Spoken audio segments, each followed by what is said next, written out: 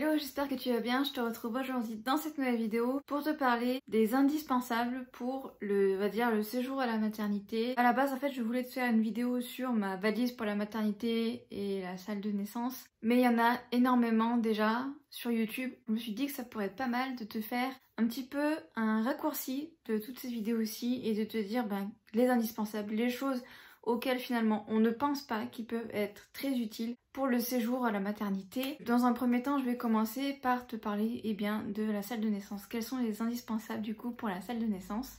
Donc bien évidemment, je vais pas te dire de penser à prendre une couche, le premier pyjama pour le bébé, parce que ça paraît logique quoi. Mais par contre, je vais peut-être te donner d'autres petits trucs que moi j'ai mis dans mon sac, même si je te remettrai la vidéo en barre d'infos, mais j'ai eu un accouchement tellement rapide qu'en fait, mon sac je ne l'ai pas ouvert. Comparé à mon premier accouchement, j'ai rajouté certaines choses qui je pense peuvent être très utiles si on a un accouchement, on va dire, en salle de naissance ou en salle de travail, qui peut durer un petit peu. Donc déjà la première chose, c'est paraît tout bête, mais c'est une paire de chaussettes mout-mout. Alors peut-être pas au mois de juillet, août, quoique ça dépend. Mais si comme moi tu es quelqu'un qui a les extrémités qui sont extrêmement froides, et bien quand on accouche, que ce soit avec péri ou sans péri, c'est quand même hyper agréable de se sentir bien. Et alors qu'est-ce que moi perso je trouve ça désagréable de sentir qu'on a froid au niveau des mains ou au niveau des pieds. Moi je sais que j'ai les pieds qui se refroidissent extrêmement vite. Donc c'est pour ça en fait que j'avais pris une paire de chaussettes quand même assez chaude. Deuxième chose que je conseille, c'est d'avoir une batterie externe, donc qui peut servir à recharger le téléphone, la Switch, si par exemple tu décides de prendre la Switch dans ton sac pour la salle de travail. Ça peut être très utile. Le chargeur également, un chargeur de téléphone qui peut être également très utile. Également, je te conseille de prendre un peigne et un bandeau. Donc un bandeau, pourquoi? C'est parce que si jamais tu as envie d'être dans ta bulle, dans l'obscurité on va dire totale, ça peut être très utile parce que souvent il y a des lumières, on entend des bips également. Donc pour ça je te conseille, les bips. Bon, le bandeau va pas les enlever, mais en tout cas par rapport à la lumière ça peut être très utile le bandeau. Le peigne, ça peut être très utile si tu n'as pas tout de suite la péridurale, si tu ne veux pas la péridurale. Et bien en fait quand tu as une contraction très forte, en fait de pouvoir te mettre le peigne par exemple dans la paume de la main que tu vas serrer, ça va te faire une douleur ailleurs qu'au niveau des contractions. Donc du coup ça pourra t'aider à gérer les contractions. Et pour cette histoire de bip que tu peux entendre parfois, mettre des écouteurs, donc que tu te seras fait une playlist en amont sur Spotify par exemple, sur Apple Music, peu importe. Quand tu auras cette playlist là en place, tu pourras du coup choisir les musiques qui te font du bien, mettre les écouteurs. Et là, t'es dans ta bulle, c'est nickel, c'est parfait. Autre chose aussi que je conseille d'avoir, bon alors après ça dépend des maternités, mais c'est d'avoir aussi un pantalon. Alors en général ça peut être un bas de pyjama dans lequel t'es hyper confort. Ça peut être très utile après la salle de naissance, en fait, au moment où tu remontes en chambre. Alors après encore une fois ça dépend. Moi personnellement dans ma maternité j'avais leur espèce de grosse blouse qui mettent dans le dos, qui boutonnent dans le dos. Donc moi j'étais habillée comme ça on va dire pour remonter après dans ma chambre. Mais encore une fois ça dépend des maternités, donc du coup je te glisse ça là. Également ce que je peux te conseiller c'est une veilleuse. Encore une fois si toi t'aimes bien un petit peu la lumière tamisée, ça peut être une bonne chose la veilleuse. Et c'est également hyper utile pour le séjour à la maternité, pour que tu puisses donner à manger à ton bébé. La veilleuse c'est super pratique. Moi je sais que dans ma maternité ils avaient des espèces de lumières qui servaient de veilleuse, mais l'interrupteur était loin de mon lit. Donc du coup c'était, on va dire, gênant parce que on n'a pas forcément envie de se lever pour aller éteindre la lumière.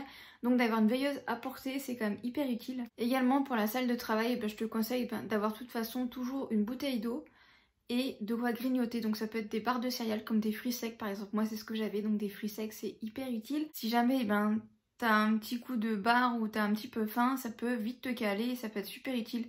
Également tu peux prendre des compotes à boire. Moi j'avais beaucoup aimé pour mon premier accouchement avoir des compotes à boire. Également on n'y pense pas, mais parfois si tu le sais ou pas, des fois on le sait, des fois on le sait pas, dans les salles de pré-travail il peut y avoir des douches.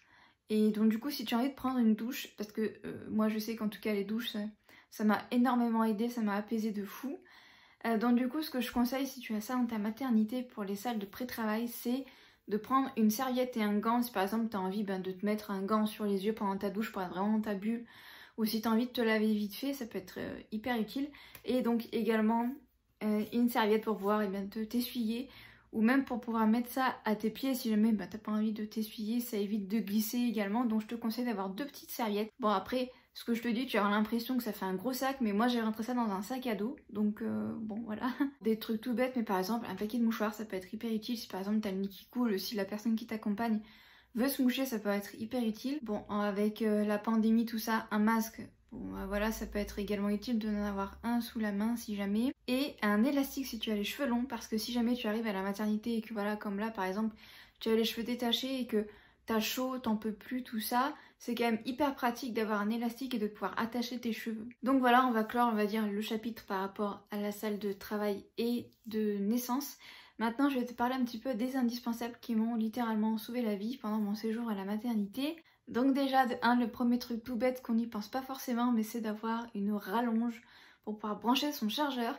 Parce que, alors, dans ma maternité, apparemment, c'est dans le cas de pas mal de maternités, mais les prises sont quand même assez hautes, donc on a l'impression en fait de devoir brancher son téléphone au plafond. C'est vraiment le truc un peu gênant parce que on prend tellement de photos du bébé et puis on a tellement d'appels à passer, tout ça, que le téléphone se décharge vite et donc du coup on est obligé de le charger. Sauf que si tu veux en même temps pianoter sur ton téléphone et que ton téléphone se retrouve à ce niveau-ci, c'est pas évident. Deuxième chose, c'est d'avoir des espèces de pantoufles dans lesquelles tu te sens bien, donc les pantoufles là de chez toi ou des crocs. Moi je sais que j'ai des crocs, donc c'est ce que j'avais. Pareil, c'est super utile si jamais tu dois aller, on va dire, à l'extérieur de ta chambre. Bon, avec le Covid, je ne suis pas trop, moi, personnellement, sortie de ma chambre. Mais parfois, tu peux aller d'une salle, enfin aller dans une autre pièce, voilà, parce qu'ils ont besoin de faire des examens sur le bébé. D'être en pantoufles ou d'avoir des crocs, c'est quand même vachement mieux que d'être en basket, en tout cas pour moi. Également, c'est d'avoir un tapis de bain. Donc pareil, une fois que tu as pris ta douche, tu mets ton petit tapis de bain, comme ça au moins tu es sûr de ne pas glisser. Une autre chose aussi, c'est le papier toilette, parce qu'en général, le papier toilette de la maternité est pas hyper confort. Donc si tu peux ramener un ou deux papiers, enfin un ou deux rouleaux de papier toilette, ça peut être pas mal. J'ai également mis, ça c'est quelque chose que j'ai rarement entendu, c'est tout simplement un marchepied. Et moi je sais que le marchepied ça m'a littéralement sauvé la vie, puisque ma fille quand je l'allaitais en fait elle aimait pas quand j'étais allongée, donc j'étais obligée d'être assise. Et le fait en fait de sentir quelque chose sous ses pieds en fait, eh bien c'est quand même, en fait je me sentais mieux dans ma posture en fait pour pouvoir allaiter tranquillement. C'est quand même super agréable, que ce soit pour aller aux toilettes, comme par exemple tu veux bien te positionner pour être, on va dire, dans de bonnes conditions pour pouvoir aller à la selle. C'est super utile d'avoir un marchepied. Également, c'est d'avoir une gourde. Alors pourquoi une gourde? C'est parce qu'en fait, c'est pour tout simplement avoir, moi par exemple, j'ai une gourde de 500 ml. Donc en fait, je la remplissais et je la mettais en fait juste à côté de mon lit. Ça me permettait en fait d'avoir de l'eau à porter, vraiment à portée de bras.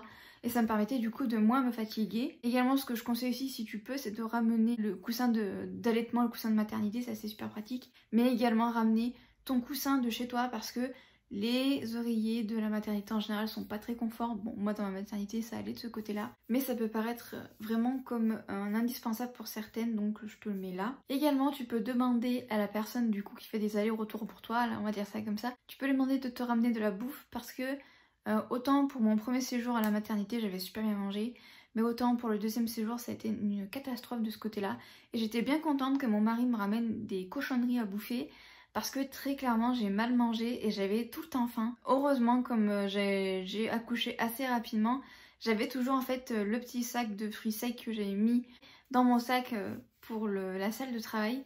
Donc du coup j'avais pris ce petit paquet là que je mangeais en fait pendant mon séjour à la maternité quand j'avais vraiment trop faim. Également, ce qui peut être un indispensable, surtout l'été, si tu accouches l'été, c'est tout simplement en fait un brumisateur et un ventilateur, un tout petit ventilateur si tu as ça chez toi.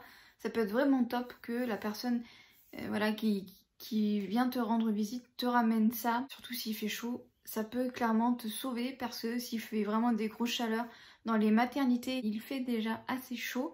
Donc le fait d'avoir un brumisateur et le fait également d'avoir un petit ventilateur, ça peut vraiment faire du bien. Également un indispensable, encore une fois, je vais pas te dire qu'est-ce qu'il faut mettre dans les valises, parce que bon bah voilà, les bases comme les pyjamas pour le bébé, tout ça, les couches, tout ça. Bien penser à prendre des vêtements uniquement confort. Alors quand j'y prends des vêtements, franchement prends-en pas une quantité astronomique, parce que moi pour mes 2 accouchements, en fait j'en avais pris 1000 fois trop, et pourtant pour mon deuxième accouchement j'avais vraiment fait un tri dans la quantité des vêtements que je voulais prendre. Mais à l'arrivée, en fait j'ai été pratiquement tout le temps juste en culotte filée en fait. J'ai été très peu de fois habillée, donc très clairement prends le minimum du minimum, genre limite prends 2 tenues, voilà, te prends pas plus la tête que ça. Mais vraiment, mise sur le confort. On s'en fout de l'esthétisme, côté voilà, par exemple une jolie petite robe pour faire des photos, voilà. Mais franchement, te prends pas la tête à être au top du swag pendant ton séjour à la maternité, parce que très clairement, on vient d'accoucher, on s'en fout très clairement du style. L'essentiel c'est d'être confort au maximum pendant ce séjour à la maternité. Le dernier indispensable, voilà, si tu en as envie, ça peut te faire du bien, c'est de prendre des choses comme par exemple des soins pour la peau, des soins pour le visage, des masques, tout ça. Alors après ça dépend du temps qu'on a, mais chez certaines ça peut leur faire énormément de bien de pouvoir de nouveau un petit peu se faire des massages, tout ça, se faire des soins, ça peut faire énormément de bien.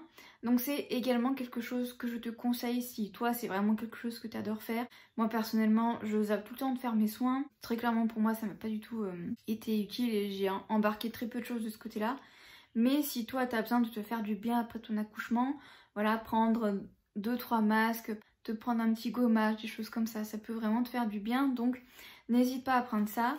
Je pense que j'ai fait le tour des indispensables auxquels on ne pense pas forcément. Encore une fois, je suis pas trop rentrée dans trop les détails parce qu'en général les maternités nous fournissent déjà une liste. Moi j'ai essayé de te donner, on va dire, une liste complémentaire comparée à la liste que la maternité peut fournir. Donc voilà, je pense que je n'ai rien oublié, mais n'hésite pas à me dire en commentaire quels ont été toi tes indispensables pour la salle de travail et après le séjour à la maternité. N'hésite pas à me dire tout ça en commentaire. Si la vidéo t'a plu, n'hésite pas à t'abonner à la chaîne et également à me rejoindre sur mon compte Instagram. Le lien de mon compte est en barre d'infos. Et jusqu'à jeudi prochain, 18 h, je te souhaite une très bonne semaine. Bye bye.